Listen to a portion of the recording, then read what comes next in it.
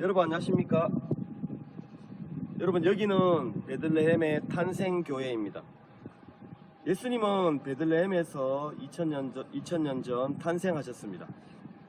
예수님이 탄생하신 것을 기념해서 이 베들레헴에 이 탄생교회를 세웠습니다. 예수님이 탄생하시면서 온 인류의 역사가 바뀌기를 시작했습니다. 여러분 오늘부터 여러분들과 함께 이스라엘 성지순례를 시작하는데 지금 세계적인 코로나 상황 때문에 또 여러가지 어려운 일들도 있고 또 부족한 부분들도 있지만 여러분들과 함께 이스라엘의 거룩한 땅 성지를 돌아볼 수 있어서 너무 감사하고, 여러분 우리 마음속에 수많은 성경 속의 인물들이 있습니다. 이제 우리가 오늘부터 다니면서 우리 마음속에 잠자고 있는 성경 속의 수많은 인물들을 우리가 한번 깨워보겠습니다.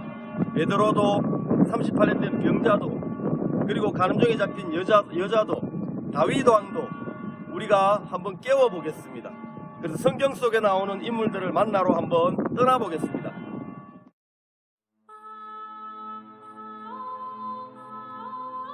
엔게디는 유대 강야의 동편에 자리하고 있습니다. 엔게디는 들염소 새끼의 셈이라는 뜻입니다. 이곳은 다윗의 이야기에서 다윗이 사울의 추격을 피해 은신했던 장소로 유명합니다. 성경에는 엔게디가 몇 번 나오는데 그중 아가서 1장에서 나의 사랑하는 자는 내게 엔게디 포도원의 고베라 송이로구나 라는 대목이 생각납니다. 히브리 말로 나의 사랑하는 자를 도디라고 하는데 바로 다윗의 이름 말듯이 사랑하는 자입니다. 엔게디는 사이바다와 광활한 유대 강야가 펼쳐진 장소에 아카시아 나무, 사이프러스 갈대, 소돔 사과와 같은 것들이 서식하며 1년 내내 맑은 물이 끊이지 않고 계곡에서 흘러내리는 아름다운 유대 강야의 오아시스입니다. 계곡을 따라 올라가는 동안 크고 작은 물줄기들이 작은 폭포를 이루고 있는 것들을 계속 만나게 됩니다. 엔게디는 올라가면 밖에서는 안에 무엇이 들어있는지 전혀 보이지 않지만 안에서는 바깥의 풍경과 또 밑에서 누가 올라오는지가 훤히 보이는 천의 요새이기도 합니다. 올라가다 보면 잠언에 나오는 4가지 지혜로운 짐승 중 하나인 사반을 만나기도 합니다. 여기는 다윗 폭포라고 불리는 곳으로 다윗과 그의 사람들이 쉬었던 곳으로 알려져 있습니다. 위에서 떨어지는 물이 차가운 바람을 일으키고 있습니다. 저 폭포 위에는 무엇이 있을까요? 바로 또 다른 광활한 강야가 펼쳐져 있습니다. 갈라진 바위에 스며들어 고인 물이 안반수가 되어 시원하게 수직으로 쏟아집니다. 저 폭포 곁에는 술람미 여인의 머리카락이라는 풀이 자라고 있습니다. 셀라하만 분리하는 바위 지역에서 사울이 다윗을 도간에 둔치처럼 꼼짝없이 에워싸 잡았을 때 하나님은 블레셋 군대를 쳐들어오게 해서 사울 왕의 군대를 돌려 다윗 왕을 거기서 살려내십니다. 그 후 하나님이 다윗을 여기로 이끌어 가십니다. 여러분 여기는 다윗 왕이 머물렀던 다윗 폭포라고 하는 장소입니다. 사울 왕의 추격을 피했던 다윗 왕은 엔게디 요새에 올라갔다고 사무엘상 23장 69절에 기록이 되어 있습니다. 여기는 유대 광야고 사막이고 아무것도 없는 곳입니다. 다윗과 다윗의 사람들이 이 사막에 들어왔을 때 정말 아무것도 없고 또 죽을 것 같았지만 하나님은 다윗 왕을 이 엔게디로 이끌었습니다. 다윗의 사람들이 다윗을 따라가 보니까 죽을 것 같고 또 망할 것 같았지만 하나님은 이 다윗 왕을 위하여 이 엔게디를 준비하시고 여기 들어와 보니까 열매가 있고 먹을 것이 있고 또 시원한 그늘이 있고 온도가 50도 이상 올라가는 여름에 여름을 피할 수 있는 장소로 하나님이 이렇게 만들어 놓으신 것입니다. 여기 있는 이 폭포 밑에서 물을 맞으면 마치 에어컨 앞에 젖은 옷을 입고 에어컨 바람 앞에 서 있는 느낌이 날 정도로 이 바람이 차갑고 물이 시원합니다. 하나님이 다윗을 광야로 내몰 때 그냥 내모신 게 아니고 다윗이 살 수 있도록 먹을 것과 쉴 곳과 모든 것을 준비해 놓고 하나님이 다윗을 광야로 몰았습니다. 하나님의 사람들이 다윗을 따라갈 때 보이는 것이 아무것도 없지만 따라가 보니까 다윗을 위하여 모든 것을 준비해 놓으신 하나님의 세계를 만날 수 있다는 것입니다. 여러분이 엔게디는 바로 오아시스고 바로 우리들을 위하시는 예수님의 그림자입니다. 우리도 하나님의 종을 따라가고 또 하나님의 사람들을 따라가다 보면 망할 것 같고 안 될 것 같고 꼭 하나님이 안 도울 것 같은 생각을 할 때가 많은데, 근데 막상 우리의 생각을 버리고 따라와 보면 마치 하나님이 다윗을 위하여 이 엔게디를 준비해 놓으시고 모든 것을 준비해 놓으신 것처럼 우리도 하나님이 우리를 위하여 준비해 놓으신 많은 것들을 우리가 만날 수 있게 된다는 것입니다. 우리는 이 엔게디를 통해서 다윗을 위하셨던 그 하나님이 여전히 지금도 우리를 위하고 있고, 또 우리 생각하고 다르게 하나님이 모든 것을 준비해 놓고 우리를 마치 다윗을 광야로 이끄신 것처럼 그렇게 이끌어 가신다는 사실을 우리가 발견할 수 있는 것입니다. 하나님의 마음이 숨어 있는 이곳 엔게디에서 우리는 다윗 왕의 생애를 통해서 하나님의 마음을 또 발견할 수가 있는 것입니다. מלך דוד, היה לו כמה פעמים שהוא היה צריך לברוח, אם זה משאול וכולי, והוא ברח לאזור של עין גדי. אני לא יודע ספציפית אם זה פה, אולי יש חוקרים שאולי אומרים שכן, אבל הוא הגיע למקומות כאלה, כמו זה, פה באזור. באמת הוא ברח, הגיע למערה והסתתר וכולי. דרך אגב, מה שהזכרתם קודם על תהילים, אז בזמן שהוא ברח, בזמן הקושי, בזמן הצרות, חלק מהפרקים של תהילים הוא כתב את זה בזמן שהוא בקושי, וקשה. והיום שאנחנו קוראים את התהילים, אז אתה מוצא בזה כל פעם שאתה מרגיש איזה משהו, איזה קושי, איזה צרה, איזה שמחה, אז אתה יכול למצוא את זה שם. בכל פרק אחר אתה יכול למצוא משהו כזה. חבר'ה, מה אתם חושבים על מלך דוד כיהודי? דוד המלך הוא המלך הכי טוב שהיה בכל ההיסטוריה, נכון, של כל העם היהודי. וגם הורג את גוליית. שלום. שלום. דוד לשלמה, דוד יותר גדול. למה שלמה הבן של דוד. אבל הוא אמר מלך שלמה יותר גדול ממלך לא, דוד. דוד, כי שלמה הוא הבן של דוד, לא יכול להיות יותר גדול מהאנשים. מה אתם חושבות על מלך דוד כיהודי, עם ישראל? אני חושבת שהוא היה גיבור, כי הוא הציל את כל העם. הוא היה חכם הוא היה בן אדם טוב לב. הוא היה טוב לב, היה לו לב רחב. והוא גם היה יודע את השם ממך, שזה שלמה. זה שלמה. מה אתם חושבות? איזה מלך יותר גדול, בין מלך שלמה למלך דוד? שתיהם היו גדולים. דוד, כי... אני חושבת שדוד, אתם חייבות לבחור רק מלך אחד. דוד, כי נכון שהוא רצה לבנות את בית המקדש, אז השם אמר לו לא, אל תבנה, כי אם אתה תבנה אני לא אוכל לפרק אותו. בגלל שהוא היה ממש צריך. אני הייתי בוחרת שתיהם. למה? למה שלמה דווקא? כי הוא יודע לדבר עם חיות, זה גאוני. 다윗 왕은 얼굴이 붉었는데 유대인들 사이에 그런 사람들을 진지라고 불렀다고 합니다. 바로 다윗이 그 진지였다고 합니다. 이곳에서는 다윗 왕을 부르는 소리가 들리는 듯 다윗 왕에 대한 유대인들의 자부심은 아직도 대단한 것을 확인할 수 있었습니다. דוד מלך ישראל, דוד מלך ישראל, חי חי וקיים, דוד מלך ישראל, חי חי וקיים, דוד מלך ישראל, חי חי וקיים.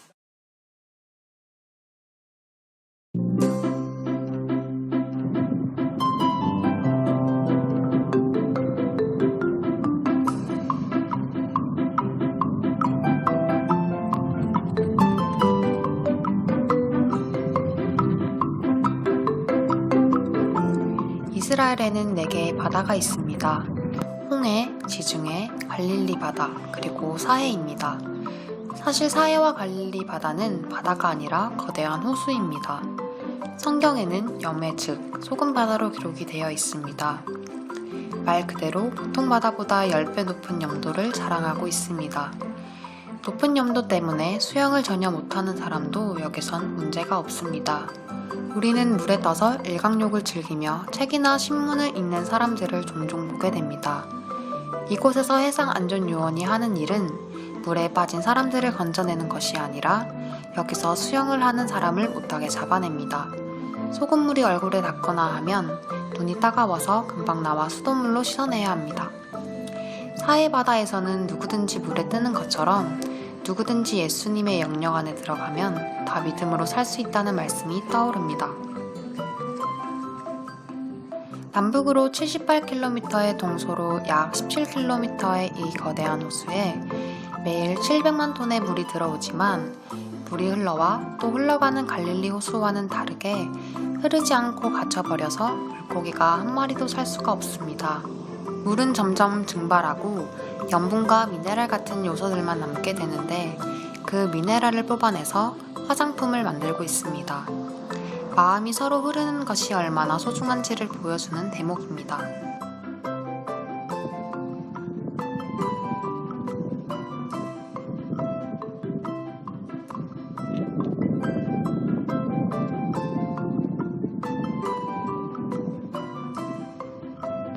저기 보이는 저 큰 기둥을 사람들은 로세처라고 부릅니다.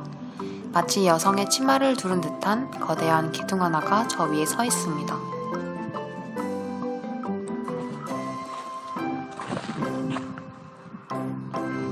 여러분, 여기는 소돔 땅입니다.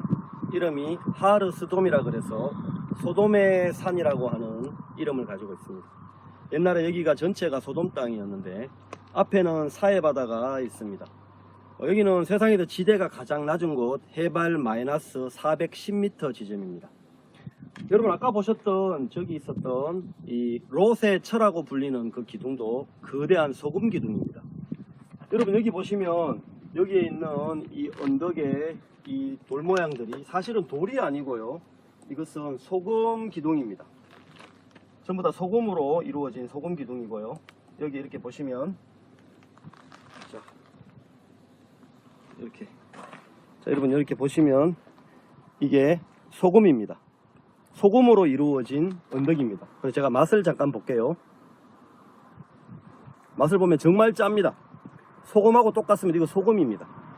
그래서 여기 전체가 이 하르 소돔은, 소돔에 사는 전부 다가 돌이 아닌 소금으로 이루어진 언덕입니다. 그러니까 소금 언덕입니다. 그래서 로세처라고 불리고 있는 저 거대한 기둥도 소금 기둥입니다. 성경에 로세처가 뒤를 돌아본 거로 소금 기둥이 됐다 했는데, 정말 저 기둥이 로세처인지 아닌지는 좀 알 수가 없지만 중요한 것은 여기가 소돔 땅이 맞고 로세처로 불리는 저 기둥도 지금 소금 기둥으로 이루어져 있다는 것입니다.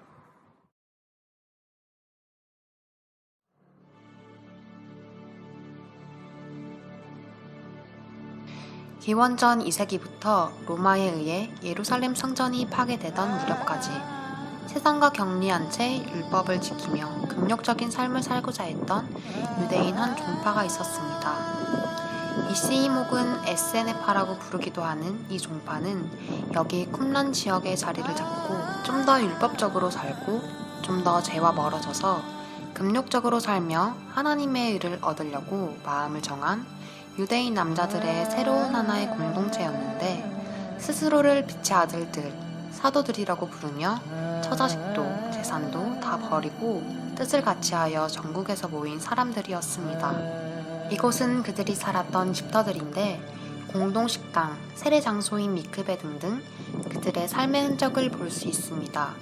이들은 함께 모여 식사하며 매일 그들만의 신성한 떡과 포도주로 성찬 예배를 드리고 매일 성경 읽기와 기도, 그리고 성경 공부에 몰입하며 살았습니다. 그중 특히 매일 정결의식인 세례를 행했던 것과 성경을 필사하여 보관하는 일을 계속해왔습니다.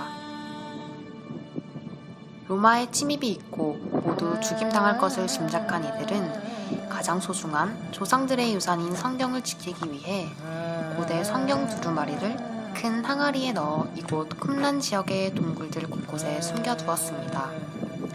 훗날 1947년 어느 날 베두인 목동이 잃어버린 양을 찾다가 혹시나 하는 마음에 동굴 안으로 돌멩이를 던졌는데 쨍그랑하고 항아리 깨진 소리가 나면서 이들이 감추어 두었던 고대 두루마리 성경들이 2000년 만에 세상으로 나오게 됩니다. 이것이 바로 그 유명한 성경사의 사본들입니다. 특히 그중 바로 저 동굴에서 발견된 이사야 사본은 지금도 세계 최고의 보물로 뽑히고 있습니다. 베두인 목동은 그 두루마리 성경의 가치를 몰라 골동품 상에 싸게 팔아버리고 중고 사냥총을 사게 됩니다. 사의 사본들은 이스라엘 국립박물관에 소장되어 있습니다. 무엇보다 이 에세네파가 예수님이 사시던 동시대에도 같이 있었다는 것이 너무 마음을 안타깝게 합니다. 여러분, 이 빛의 아들들이 하나님 앞에 율법을 지켜서 하나님의 의를 얻기 위하여 이곳에 모였습니다. 그들은 좀 더 하나님 앞에 진짜 경건해지려고 처자식도 버리고 모든 것을 버리고 여기 와서 살았지만, 같은 시대에 같은 하늘 아래 바로 자동차를 타고 7분 거리에 예수님이 세례 요한을 만났던 그 요단강이다. 거기서 세례 요한이 같은 시대인데, 같은 하늘 아래 같은 시대 같은 시간대입니다. 같이 공존하고 살았습니다. 세례 요한이 오라 세상 죄를 지고 가는 하나님의 어린 양이로다라고 외치고 있었고, 예수님께서 모든 의를 이루는 것이 합당하다고 말씀하고 있었던 그 시대에 예수님과 세례 요한과 전혀 상관없이 정말 하나님의 메시아, 하나님의 아들과 전혀 상관없이 자기들끼리 모여서 경건하게, 자기들끼리 모여서 하나님의 의를 얻기 위하여 금욕하며 정말 자기를 꺾어가면서 살았던 사람들의 모임이 여기 있었습니다. 이들을 보고 빛의 아들들이라고 그랬습니다. 스스로도 빛의 아들들이라고 그랬고, 또 유대인들이 이들을 보고 야, 우리도 저렇게 살아야 되는데 우리 저렇게 못 사는구나 하면서 이 사람들을 볼 때마다 부러워하고 이 사람들을 볼 때마다 양심 찔려하고 그랬습니다. 그러나 예수님은 그 빛의 아들들에 대해서 말씀하시기를 누가복음 16장에 이 세대의 아들들이 자기 시대에 있어서는 빛의 아들들보다 더 지혜로움이니라 하시면서, 이 빛의 아들들처럼 스스로 자기를 정결케 하고 스스로 자기를 깨끗하게 하려고 노력하고 애쓰는 것보다도 더 중요한 것이 바로 이 불의한 청지기가 자신의 무익함을 깨닫고 마음을 바꾼 것처럼 마음을 바꾸는 것이 훨씬 지혜롭다라고 지금 예수님이 말씀하고 계시는 거죠. 여러분, 자기가 의로워지려고 자기 노력으로 자기가 하나님의 의를 얻으려고 노력하는 그 행위보다 마음을 버리고 자기 생각을 버리고 자기의 마음을 바꾸는 것이 훨씬 하나님 앞에 지혜롭다고 지금 예수님이 말씀하고 계십니다. 예수님과 세례 요한과 같은 시대에 살고 있었던 이 빛의 아들들이 예수님과 세례 요한하고 전혀 상관없이 자기들끼리 모여서 정말 하나님의 의를 얻기 위해 노력하며 살았던 이 어리석은 삶들을 우리가 지금 보고 있는 겁니다. 예수님은 그렇게 하는 것보다 불의한 청지기처럼 마음을 바꾸는 것이 훨씬 지혜롭다라고 말씀하고 계시는 거죠.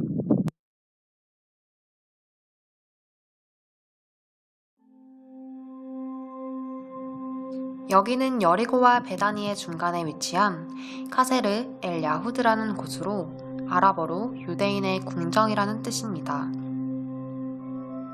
이스라엘의 요단강의 물줄기는 헐몬산에서부터 시작합니다. 헐몬의 물줄기에서부터 약 250km의 길이로 꼬불꼬불하게 강줄기가 나 있는데, 그것을 직선으로 다 펴면 약 330km가 됩니다. 과거 여호수아의 군대가 요단을 건너던 시절에는 하나님이 강을 갈라주셔야 할 만큼 길고 깊은 강이었지만, 지금은 폭 30에서 70m 깊이가 1에서 3m밖에 되지 않는 보잘것없는 강이 되었습니다. 지금은 이 요르단 강물에 빠져서 허우적거리는 일은 거의 없을 것 같습니다. 원래 헐몬산에서 나오는 물은 일급수의 아주 맑은 물이었지만 광야를 가로지르는 동안 흙이 섞이면서 흙탕물이 되어버렸습니다. 우리가 일급수의 하나님의 말씀을 듣고 우리 생각을 섞어버리면 영적 세계에서도 흙탕물이 되어버리는 것과 같습니다. 바로 이곳 요단강이 세례 요한과 예수님이 만난 장소로 알려져 있습니다. 2000년 전 유대인들의 세례 장면은 이렇게 머리에 손을 얹고 축사한 후 사람을 물속에 그대로 가라앉히는데, 예수님도 이렇게 세례를 받았습니다. 여러분, 2000년 전 바로 이 하늘 아래서 세례 요한과 예수님이 만났습니다. 예수님은 세례 요한에게 세례를 허락하라 하시면서 우리가 이와 같이 하여 모든 의를 이루는 것이 합당하다라고 말씀하셨습니다. 여러분, 왜 예수님은 모든 의를 이루는 것이 합당하다라고 말씀하셨겠습니까? 여러분, 모든 의를 이룬다는 말은 모든 죄를 소멸한다는 말입니다. 여러분, 세례 요한의 세례를 통해서 예수님은 바로 세상의 모든 죄를 짊어지셨던 겁니다. 바로 2000년 전 이 하늘 아래 이 요단강 어딘가에서 예수님은 세례 요한을 만났고 세례 요한의 세례를 통해서 세례 요한의 안수와 세례를 통해서 세상의 모든 죄를 예수님은 짊어지셨습니다. 그리고 세례 요한은 다시 그 예수님을 사람들에게 소개하면서 히네 세아 엘로힘 하노세 하타타 올라함이라고 말했습니다. 보라, 세상 죄를 지고 가는 하나님의 어린 양이다라고 분명하게 말을 했습니다.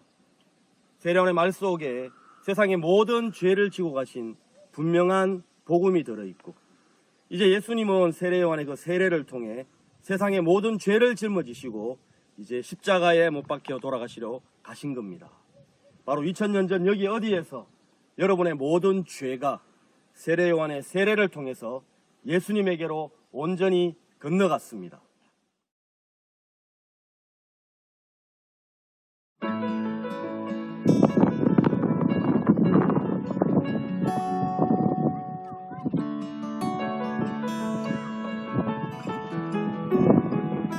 광활한 이 와디 협곡은 과거 예루살렘에서 여리고로 내려가는 길로 쓰임을 받았습니다.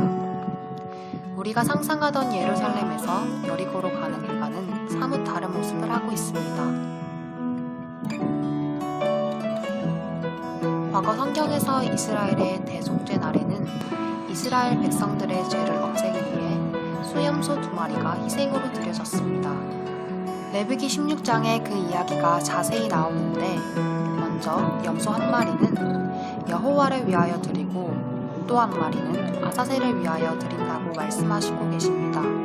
여러분, 제가 안수를 해보겠습니다. 안수. 자, 아론은 두 손으로 산 염소의 머리에 안수하여 이스라엘 백성들의 모든 불의와 모든 죄를 염소의 머리에 뒀다고 했습니다. 자, 자, 안수했습니다. 이렇게 안수했습니다. 안수를 이렇게 하는 겁니다. 이스라엘의 어린 양에게 두 손으로 이 양의 머리에 혹은 염소의 머리에 손을 얹고 이렇게 안수를 하는 겁니다. 그러면 죄가 넘어가는 거죠.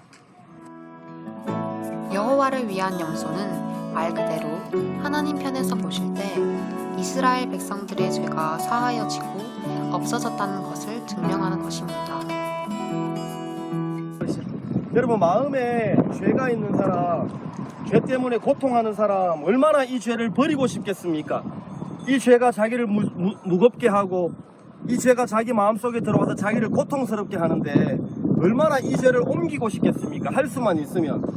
그런 사람에게 하나님께서 흠없는 암염소를 끌고 오라고 했습니다. 자, 지금 여기 이 양은 흠없는 암염소는 아니지만 양인데, 대속죄일 날은 2마리의 수염소를 끌고 와서 1마리는 여호와를 위하고 1마리는 아사셀을 위하는데, 아론은 두 손으로 산 염소의 머리에 이렇게 안수했다고 했습니다. 자, 이렇게 안수합니다.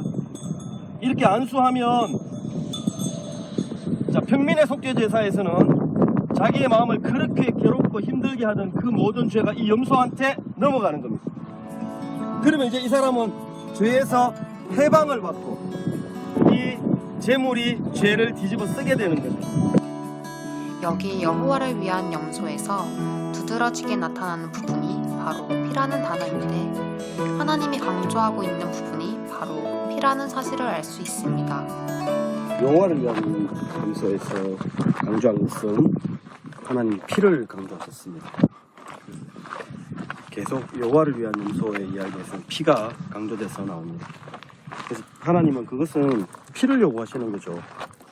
왜냐하면 하나님은 제물의 피를 받으시기 때문에 아무리 양심적인 사람일지라도, 아무리 괜찮은 사람일지라도 제물의 피를 들고 나오지 않으면 하나님 절대 받으시지 않아요. 그래서 제물의 피가 그 모든 죄의 값을 갚고 또 그 제물이 죽으면서 죄와 함께 죽었다는 증거이기 때문에 하나님은 피를 요구하는 겁니다. 슈퍼마켓 들어갔는데 물건을 많이 사서 나오는데 슈퍼마켓 경비 아저씨가 영수증을 보여달라 하더라고. 그런데 내가 그날 영수증을 잊어버렸어요. 영수증 어디다 놔뒀는지 모르고 계산은 분명히 했는데 영수증 없이는 절대 못 나간다는 거죠. 이 물건을 훔쳤는지 샀는지 모르기 때문에 제가 이 물건 산 거 맞다고 보내달라고 하니까 아저씨가 절대로 보내주지 않았습니다. 결국은 거기 있는 쓰레기통도 뒤지고 막 다 뒤져서 결국 영수증을 찾아냈는데 그 영수증을 보여주니까 2번 말 안 하고 통과를 시켜주셨다는 거죠.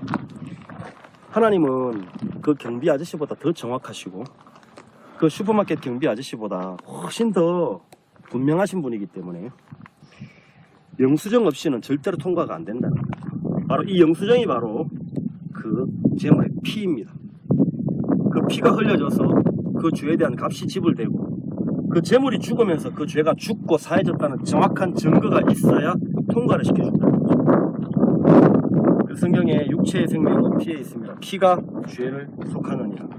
그 말씀처럼 바로 이 피는 이 하나님의 어린 양의 피는 그 재물의 피는 이스라엘 백성들이 죄를 지었을 때 그 죄값을 갚았다는 증거이며 그 이스라엘 백성들을 고통스럽게 했던 마음을 무겁게 했던 그 죄가 죽었다는 증거입니다. 바로 그 피는 예수님의 피를 상징하는데 그 예수님의 피가 바로 우리가 지었던 모든 죄, 우리의 마음을 고통스럽게 하고 무겁게 하고 어디론가 옮기기만 하면 좋겠다 싶어하는 그 모든 죄의 값을 갚고 그리고 그 죄가 죽었고 사해졌다는 분명한 증거인 것입니다.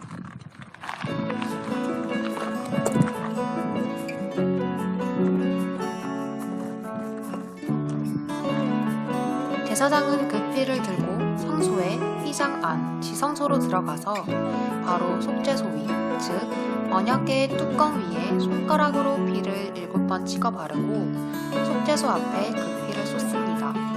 하나님이 죄를 위해 죽은 영소의 피를 요구하시는 것은 바로 그 피로 죄가 죽었고 심판을 받았고 사해졌다는 영수증과 같은 증거이기 때문입니다.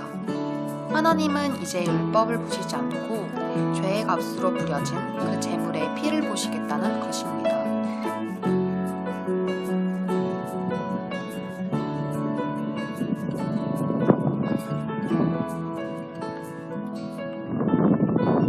여러분, 여기 이 협곡이 바로 와디 협곡이라고 지금 불리고 있습니다. 와디 협곡. 그러나 솔로몬 성전 시대에 바로 이곳은 대속죄일 날 속죄 제사를 드릴 때 2마리 염소 중에 하나는 여호와를 위하고 하나는 아사셀을 위하여 이제 염소를 준비하는데 그 바로 아사셀을 위하여 준비된 그 염소를 끌고 왔던 장소입니다.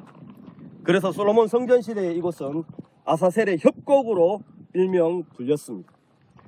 물론 모세 시대 때 아사셀의 협곡은 여기가 아니고 다른 사막이었겠죠. 모세는 그때 이 가나안 땅에 들어오지 못했기 때문에. 아론은 2손으로 사산 염소의 머리에 안수하여 이스라엘 백성들의 모든 죄와 모든 불의를 염소의 머리에 두어 라고 성경은 기록했습니다. 미리 맡은 사람이 이 아사셀 염소를 이끌고 예루살렘에서 이 광야로 왔습니다. 솔로몬 성전 시대에 아사셀 염소를 드리는 장소가 바로 여기였는데 물론 모세 시대 때 아사셀 염소를 드리는 장소는 여기가 아니었겠죠. 자, 왜 이 아사셀 염소를 끌고 무인지경으로 왔냐면요. 여러분, 이 무인지경, 이 광야는 바로 무엇의 그림자냐면 사단의 은신처며 사단이 기거하는 장소로 이제 보여지는 게 광야입니다. 저기 앞에 보이는 안테나가 걸려있는 저 산이 바로 여리고입니다. 저 산 넘으면 여리고고 저 산이 바로 여리고 시험산입니다. 예수님은 광야에 오셔서 마귀에게 시험을 받으셨습니다. 여러분, 이 광야에는요 누가 사냐면 바로 이 광야는 마귀의 은신처이며 그리고 이 마귀와 대적하여 싸우는 하나님의 종들이 계셨던 곳입니다. 그래서 하나님의 종들이 광야에서 마귀와 싸움을 싸우는 겁니다. 마귀는 이 광야를 보고 봐라, 여기 아무것도 없잖아, 여기는 메마른 광야야 라고 이야기하고, 하나님의 종들은 아니야, 하나님은 이 광야를 낙원으로 바꾸실 거야, 이 광야에 샘이 넘쳐나게 하실 거야, 하나님의 말씀으로 광야에서 싸웠습니다. 예수님도 이 광야에서 마귀와 싸우셨는데 바로 이 광야는 마귀의 은신처로 알려져 있습니다. 그러면 아사셀 염소를 왜 이 아사셀 협곡까지 끌고 와서 굳이 여기서 이 아사셀 염소를 드리냐면 바로 그 아사셀 염소를 마귀에게 보여주는 겁니다.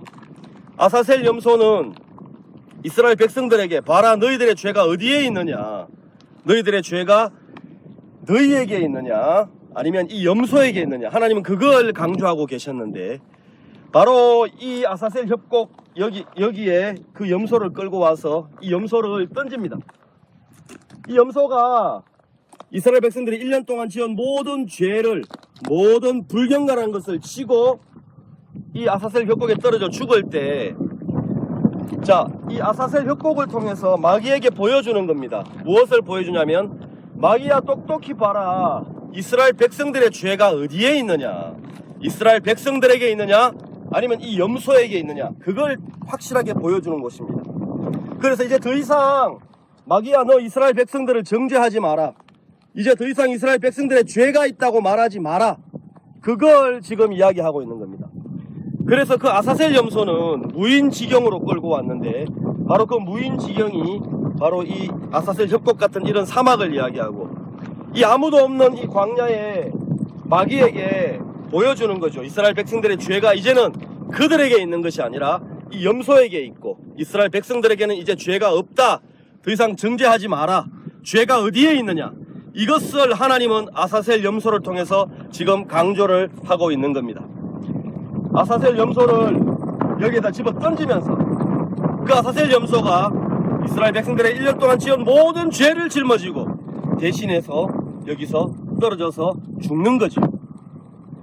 그걸 레위기 16장에서 정확하게 이야기하고 있고, 우리가 오늘 함께 나누었던 이 아사셀 염소의 이야기입니다. 이 우리의 이스라엘 백성들의 모든 죄를 아사셀 염소가 지고 갔던 이야기고, 또 이것은 장차 오셔서 우리의 모든 죄를 지고 가실 예수님의 그림자입니다.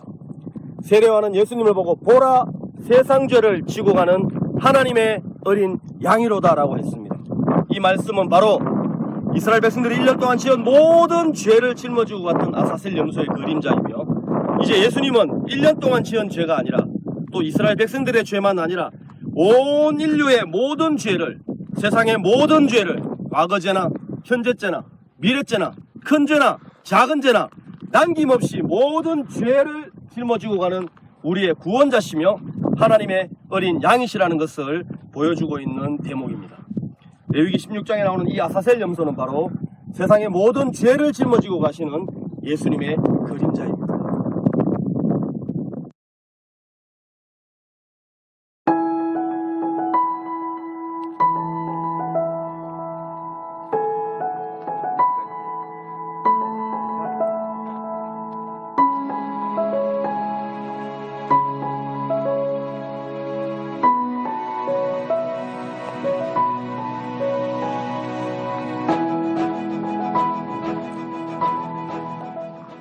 여러분, 여기는 길갈입니다.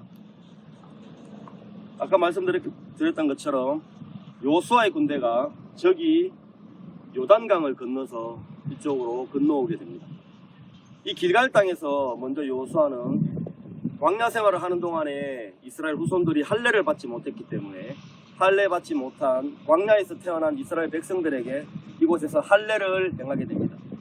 여기 보이는 이런 부싯돌을 이용해서 이 부싯돌로 칼을 만들어서 할례를 받지 못한 이스라엘 백성들에게 할례를 행합니다. 할례를 행함은 하나님은 이 할례를 통해서 애굽에서 있었던 모든 수치를 굴러가게 했다라고 성경은 말씀하고 있습니다. 이 할례를 행함으로 애굽에서 하나님을 믿지 못했던 것, 그리고 자기의 생각을 믿고 하나님을 믿지 못했던 그 모든 마음을 정결케 하는 의식을 행했습니다.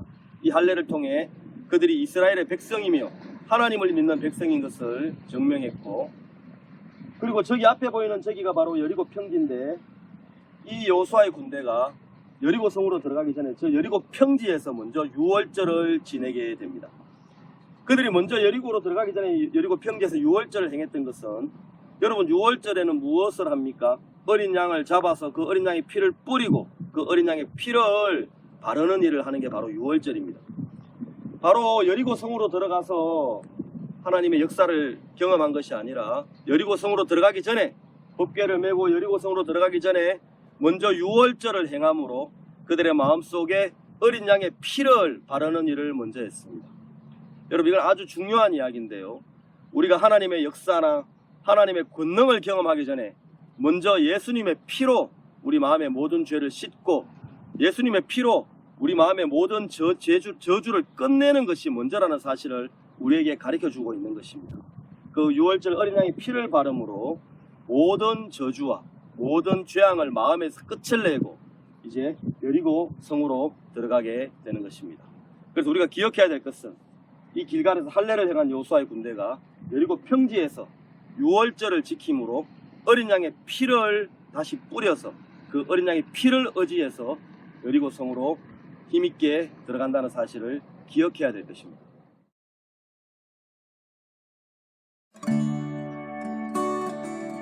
우리는 이스라엘 곳곳에 심겨진 특이한 나무들을 만날 수 있는데 바로 종려나무입니다. 히브리 말로 타마르라고 부르는 이 나무는 이스라엘의 10세겔짜리 동전에도 새겨져 있습니다. 종려나무가 많았던 여리고 지역에서는 종려나무 성읍이라고 불리기도 했습니다.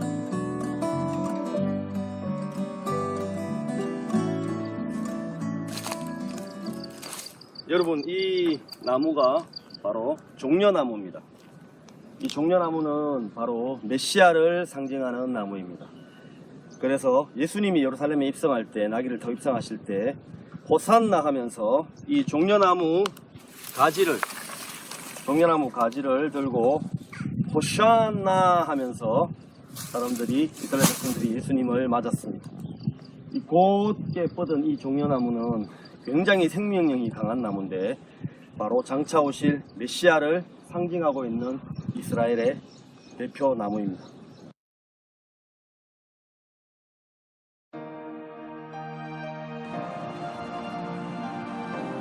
이스라엘 샤론 평야역 지중해는 과거 화려했던 항구 도시 가이사랴가 있습니다. 이스라엘에 와서 살았던 로마의 정치 외교관들과 귀족들, 그리고 헤롯 왕가의 귀족들이 육체의 쾌락을 쫓아 살았던 흔적과 함께 전도자 빌립, 그리고 사도 바울과 같은 위대한 하나님의 종들이 핍박을 받으며 예수님의 피를 증거한 거룩한 삶이 오버랩되는 곳입니다. 저기 보이는 지중해 바닷끝, 옛날 어느 선착장에 고넬료에게 복음을 전하려 요빠에서 이곳으로 왔던 베드로의 모습도 떠오릅니다. 헤롯 1세는 깊이가 40m에 달하는 바닷물을 돌로 메워서 너비 60m의 거대한 선착장을 만듭니다. 헤롯 1세는 건축의 왕으로 불리며 마사다와 같은 요새를 만들었고 지금도 그가 만들어 놓은 작품들로 이스라엘에는 관광업으로 돈을 벌고 있습니다. 헤롯 1세에겐 3명의 악한 아들들이 있었는데 헤롯 안티파스, 헤롯 빌립, 헤롯 아켈라우스. 그들 중 헤롯 안티파스가 바로 세례요한의 목을 자르고 훗날 예수님이 잡히신 날 직접 예수님을 만나기도 합니다. 헤롯 1세는 원래 이두메 지방의 이방인이었으나 유대인으로 개종을 하고 유대인의 왕으로 추대되었지만 진정한 왕이 되기 위해선 2가지의 큰 과제를 해결해야 했었습니다. 하나는 로마 황제의 인정을 받는 것이고 또 하나는 유대인 종교들의 인정을 받는 것이었습니다.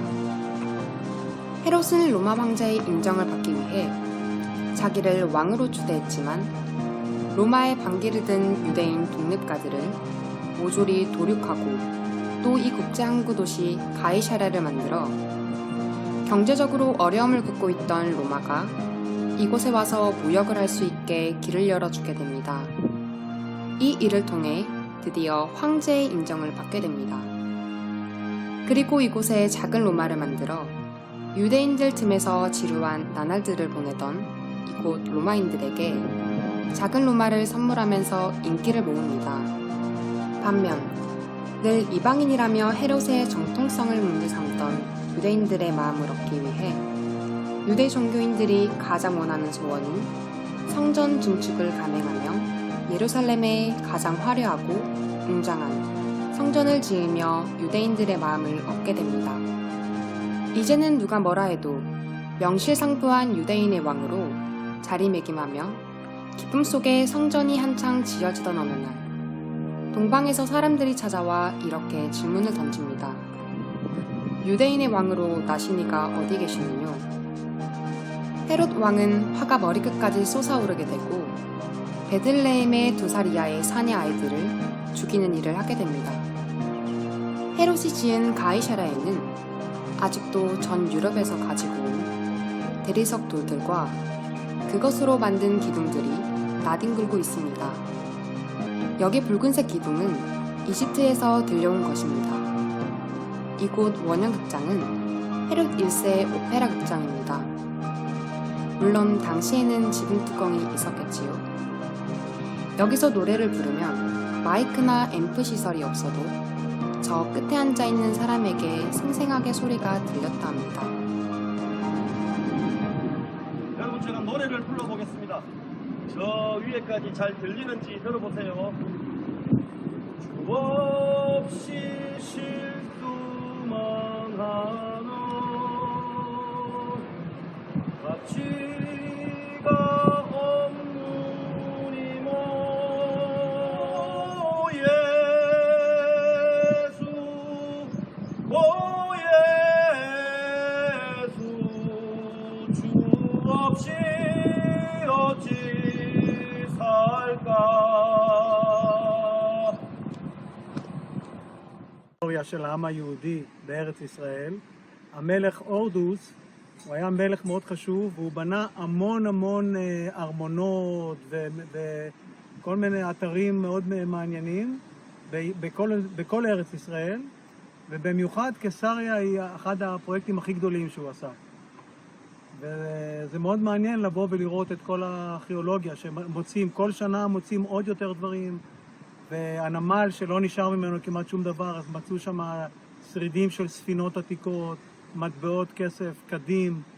היסטוריה מאוד מעניינת של העם היהודי בישראל. כן, אדוני, מה אתה חושב על מלך הורדוס? מלך הורדוס יותר גדול ממלך דוד, אתה חושב כך או לא? אני חושב שמלך הורדוס הוא התאפיין בכך שהוא היה ארכיטקט מאוד גדול, והוא אהב לבנות פרויקטים מאוד מיוחדים. כמלך, כמנהיג, מה אתה חושב? מה אתה מרגיש אני עליו? לא יכול לדבר, כי אני לא זוכר את כל ההיסטוריה שלו במדויק, אבל אין ספק שהוא השאיר חותם בכל ארץ ישראל. הוא השאיר חותם יותר מאשר המלך דוד. מלך דוד, כשמדברים על המלך דוד, יש בירושלים את מגדל דוד. אבל הורדוס, בכל ישראל הוא השאיר מגדלים ואתרים כאלה מעניינים. 본디오 빌라도의 기념비인데 이것은 가짜입니다. 진짜는 예루살렘 박물관에 소장되어 있습니다. 빌라도가 그렇게 아이샤라를 좋아했다 합니다. 여기는 헤롯 왕의 인공 수영장터입니다. 헤롯은 인공수로를 만들어 이 지중해 앞바다에 수영장을 만들고 그곳에 민물을 끌어와서 바닷물을 경치 삼아 수영을 즐겼다 합니다. 여기는 전차 경주장의 입구인데 이것이 바로 전차 경주장 입구에 있는 공중 화장실입니다. 당시에는 수세식이었다 해도 되겠습니다. 밑에 물이 흐르고 스펀지를 흐르는 물에 적셔서 뒤처리를 했습니다. 로마식 비데라 할 수 있습니다. 많은 노예들이 정차 경주장에서 바퀴에 깔려 죽는 것이 두려워 그 스펀지를 삼키고 자살했다 합니다. 여기가 바로 배너 영화의 배경이 된 전차 경주장입니다. 헤롯 왕가는 로마의 귀족들을 위해 5년마다 한 번씩 국제 대전차 경주를 열었고 매년 크고 작은 경주를 열어 수많은 사람이 희생되었다 합니다. 여러분, 배너의 전차 경주를 연상하면서 제가 한번 뛰어보겠습니다.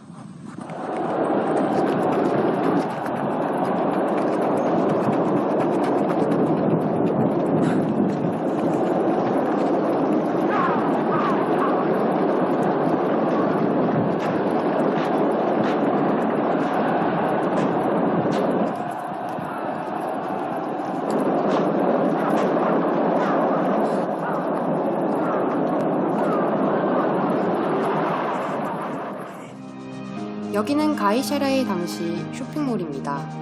가이샤라는 로마인들이 하던 대로 이곳에 쇼핑몰을 만들고 목욕시설 등을 두어 사람들로 하여금 즐기도록 했습니다. 지금도 당시의 바닥 모자이크들이 선명합니다. 여기를 중심으로 이쪽은 헤롯 왕가 시대, 이 반대쪽은 중세 십자군 시대와 오스만 투르크 시대로 나누어집니다. 이 짧은 거리를 두고 천년의 역사가 오고 갑니다. 성벽 앞엔 방어용 해자가 보입니다. 헤롯이 지은 가이샤라는 시리아의 안디옥, 이집트의 알렉산드리아, 그리고 아테네의 피레콘과 함께 당시 최고의 국제 항구도시로 부상했습니다. 육체의 쾌락과 복음의 진리가 극명하게 나누어지는 장소가 되었습니다. 물론 하나님의 종들은 로마의 귀족들이 거주하던 구역과 다른 곳에 머물렀겠지만 사도 바울은 전도 여행에서 돌아와 이곳 가이샤라의 빌리 집사 집에 머물며 예루살렘에 바울을 죽이려 하던 자들이 있다고 가지 말기를 권유하던 지체들에게 나는 주 예수의 이름을 위하여 결박을 받을 뿐 아니라 예루살렘에서 죽을 것도 각오하였노라 라고 말합니다. 로마인 고넬료에게 죄사함의 복음을 전하려 왔던 베드로, 전도사 빌립, 그리고 사도 바울의 마음, 이 아름다운 이야기들이 로마와 유대 정치가들의 육체를 위한 삶의 이야기와 함께 동전의 앞 뒷면처럼 이 가이샤라의 하늘 아래에 펼쳐져 있습니다.